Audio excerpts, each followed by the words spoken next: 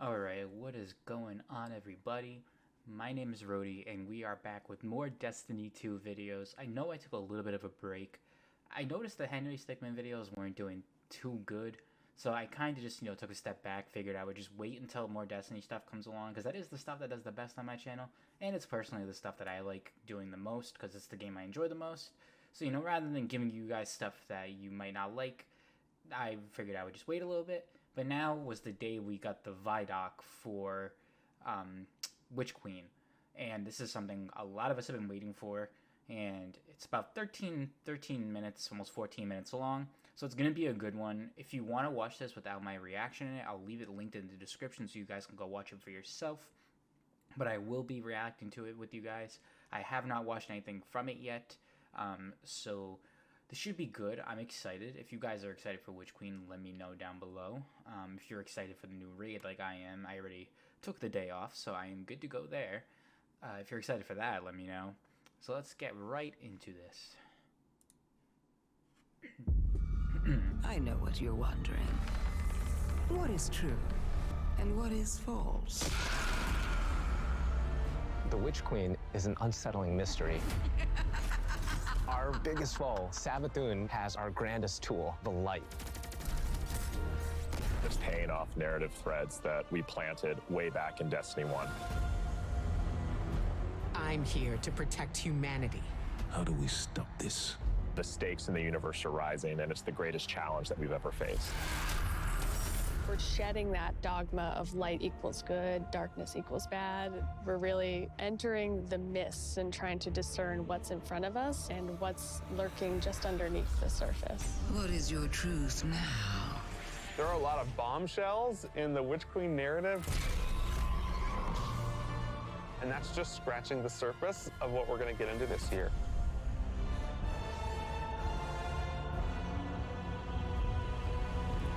Okay, I'm not going to do this throughout the whole thing. I just want to kind of preface this as I'm so glad that they're finally bringing to light, no pun intended, the way they were doing things, because I agree, I assumed the darkness was not going to be a bad thing. That was just kind of a perspective standpoint based on what the Vanguard was telling us and what everyone was telling us. So I'm glad now that they're actually kind of impressing that, we might have been looking at this wrong. So I'm glad that we're finally getting answers to this, because I never felt like it was wrong. I felt like it was still a choice because we never got consumed by it. So the fact that they're now hopefully going to go into a little more detail about that, because we still haven't even heard if Savathun's going to have control of stasis too. We don't know. I don't know if that's going to be mentioned in here, but all we've seen is the Void, Solar, and Arc subclasses for the light. We don't know if she has stasis. So this is going to be interesting. Witch Queen and Season of the Risen is chapter 1 and the beginning of the end for the Light and Darkness saga. We're really getting to the core of what it means to be a guardian. We are looking at and asking big questions Season of the about Risen. the light and darkness. We have a big bad that we've been anticipating for a really long time coming back in the form of Savathun. Savathun's had a hand in most of the major conflicts that we've been involved with. We've heard about Savathun for years and just bits and pieces, and then you see it slowly building over seasons until we come to this huge critical point. Savathun's no longer just someone you hear about. She's not just interfering in little ways. She's now ready to take center stage. Sight. 1, 2, 3. Savathun, she's larger than life. We wanted to make her feel imposing and very regal and dancing through motion in some way. The light offers us a fresh start. She's very manipulative. She is very ethereal, but she also has that creepiness to her as well. She promised she'd help us out with this pyramid ship problem that's coming our way. But the reality of the situation is Savathun is only on Savathun's side. We've outlived our purpose, and it is to Savathun's benefit to wipe us off that chessboard. She's lived among us. She has played us for fools. She knows us inside and out. And she's been a step ahead of us, the whole way. So how do you beat someone like that? It isn't too late. You can still be forgiven. Be careful. I'll hold you to it. In order to beat Savathun, you need to understand Savathun. Her throne world is a manifestation of Savathun's own personality, which is sick. in Witch Queen going through a transformation through the light. Like she Dreadnought has vibes. these areas that she's kind of trying to shun and push away. Like Dreadnought vibes. For the old hive areas, it's much more atmospheric, it's very dense, it's very claustrophobic, it's spooky. Then when you make your way into the Lucent hive area, it's a lot more open and broad. It's definitely brighter, it's definitely more lively. We want people to look at it like an impressionist painting, something that's very pretty from far away, but as you get closer, it's not really what it seems. It's very unsettling. You're looking at shapes, you're looking at these things within the world, and you're not entirely sure what they are, and you have to get close and you have to investigate. What's really going to be exciting for players is that they're going to get to play that part of psychic detective, trying to solve the many mysteries of the throne world. Witch Queen campaign, I think, is probably the most ambitious campaign we've made in a very long time. We're building the definitively Destiny campaign, so leaning into the journey you can find in exotic missions or the mechanics you might find in a dungeon. You have to kind of think your way through. You have to figure out, like, hey, what do I need to do next in order to get to the end of this? We've got Savathun, right? The Queen of Lies. So this campaign is full of surprises. I'm glad. I'm glad the Savathun campaign has isn't all just these going to be a abilities, holding your hand and thing. you got to make sure that all of the abilities of the bosses would be something worthy of her. And as I kept thinking about this, you know, I felt like I was really becoming Savathun. We've also added the legendary difficulty, which is called Become Legend. It's not for the faint of heart. It's gonna be loaded with these moments that are gonna be frustrating, almost like teeth gnashing, but when you get through those encounters, you're gonna feel like really accomplished. Double rewards, yeah.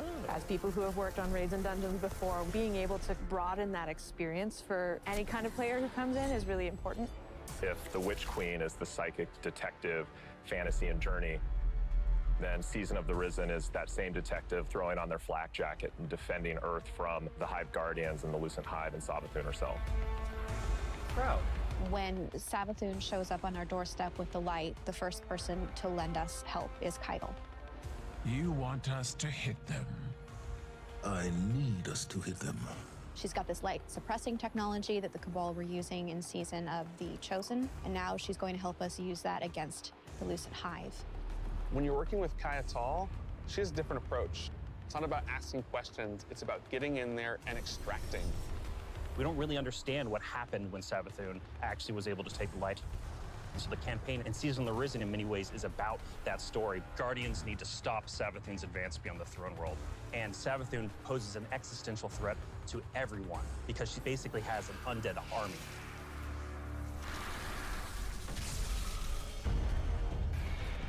In fighting the Lucent Brood, this isn't our first time in the game fighting other Lightbearers, but it is the first time that we'll be facing other Lightbearers that have much more relentless motives. When you look at these Hive Guardians and when they do their abilities, you immediately make that connection like, oh, they are using my powers against me. As soon as we see the Knight pop its super and it has 2 shields, you immediately are like, oh yeah, I see that connection. And then it's like, and then you're like, it hits you with those things and then you're dead. And it's just an amazing experience. The Guardians themselves kind of feel like a fire team that you're fighting against. You got every class represented. The Acolyte, when that character casts, does very similar thing as the player, like the Arc Wizard. The sparks go out, it's ready to go. If you're not smart about it, if you're not paying attention, you are essentially going to have to play that fight over again. If you're successful in taking down one of these Hive units that are wielding the light, you actually have to go up and kill their ghosts. That was like one of my favorite things that we were able to do in this game is just that moment where you... Okay, another thing, I'm glad. If you really want to, and if you are bad at this, these fights will just keep going. There is no, you kill the boss and it's over. You need to go kill their ghost. I think that's so cool. And I'm glad they're actually doing that, because I was thinking about that from when we got that first trailer where you crushed the ghost in your hand, and then we eventually saw them taking it out of the jar and whatnot. I'm so glad that's a mechanic, that like that this fight won't stop until you make it stop. So even on legendary difficulty, you could still have like 2 bosses But if you want to make sure that third one's not coming back, you have to go out there and kill that ghost. Otherwise, you're going to have 3 bosses again. I think that's sick. Crush the ghost. It's kind of this moral dilemma. A ghost is your companion, and now suddenly you have one in your hand and you're about to crush it. The first time it happens, you're like looking at your hand like, I can't believe what I've just done. Am I doing this? Should I be doing this? I have a ghost. Yeah, Like, exactly. What Like, is going on? Sawbethune and her Lucent Brood are the most dangerous enemies we've faced so far. And so we're going to need better, more powerful weapons and tools to fight against that threat. We did a bunch of work early on looking at various different types of weapons we could add to the sandbox. We wanted to introduce a special weapon archetype that was effective more at a middle range, but also had these kind of additional roles associated with it. Special? The glaive is a projectile weapon, and it is a shield, and it's a melee weapon. We wanted to keep that experience in first person. It has an immediacy that you don't really get when you're using a sword because the camera is so much further back. Because this is also a projectile weapon with a slower moving projectile, the onus of skill on aiming these weapons is about leading and compensating for the speed of the projectile and anticipating that. If you're in a really difficult encounter and one of your teammates dies somewhere out in the open where you normally wouldn't be able to get to them, you can bring that shield up and actually get the revive and then fall back. That's cool.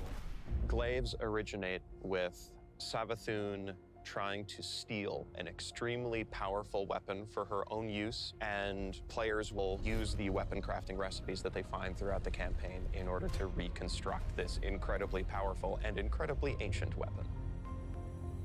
When you put together your glaive in the campaign, you just get a taste that that's what you want to do for the rest of the weapons that you get. Weapon crafting lets you target a specific role and go and build that, and you know how long it's going to take you to get there, and you get exactly the thing that you want. I really want to see what people do with it and like the feedback that we're gonna get and people sharing all of the things that they're doing with that new system. You're creating your guardian, and you want to be able to shape your guardian into what you want them to be. And this gives us a great opportunity to continue to do that. That's sick. This is a really big season for weapons in particular. We've got 8 brand new exotics. The Osteostriga exotic submachine gun. This is something which Guardians have made, but it's modeled after weapons of sorrow, like Thorn and Touch of Malice. Fires swarms of tiny homing projectiles that land on a target and then explode in this poison burst. We have an exotic machine gun where the whole idea is be the Colossus. You can launch a barrage of up to 20 homing missiles. It's a comical amount of projectiles on the screen. We're doing an exotic glaive for each class this time, and the exotic perks tie deeply into the mechanics of the classes.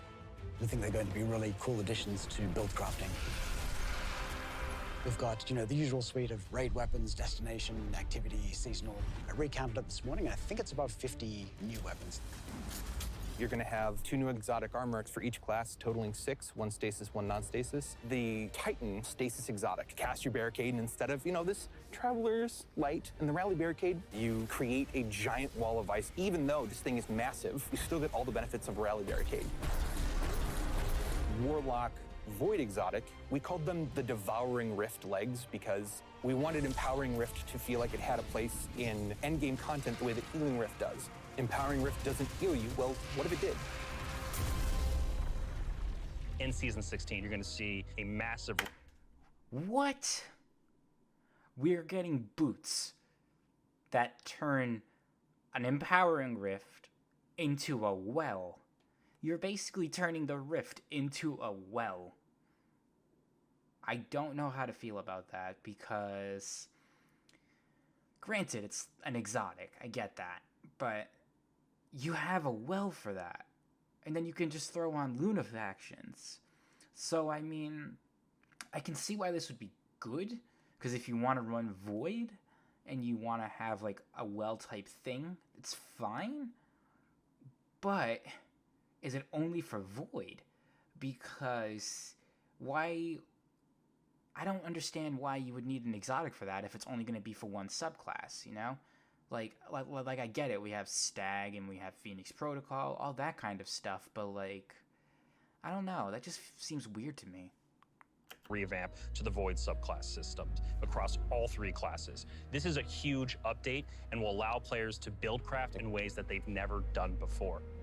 One of the things we wanted to do is create a core set of verbs like we did with stasis. Anyone can run suppressors now. I think that's the pretty cool thing to be able to do. I'm going to be running suppressor grenade Oh, probably. yeah. We wanted you to feel like you were the energy vampire, feel like you were the Night Stalker, feel like you were that protector, that big Sentinel Titan.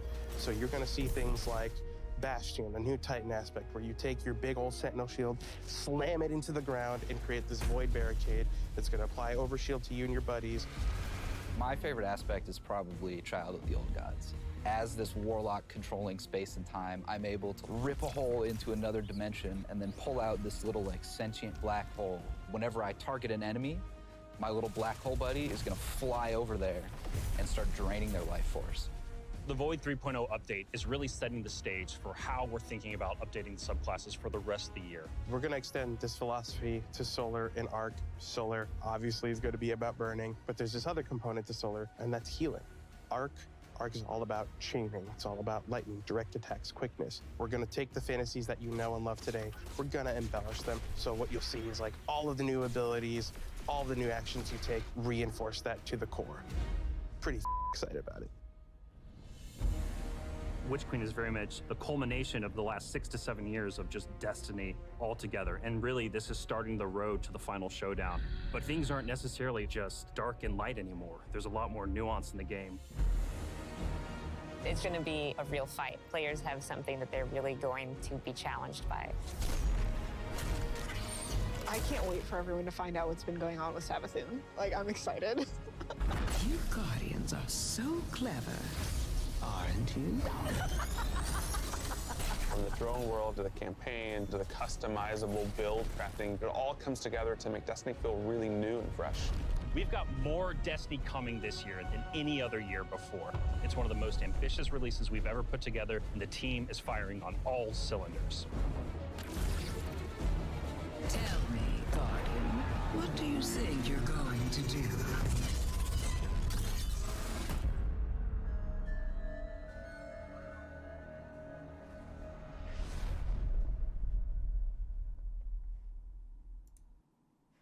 Wow. I will say, there was definitely a lot more good than bad in that.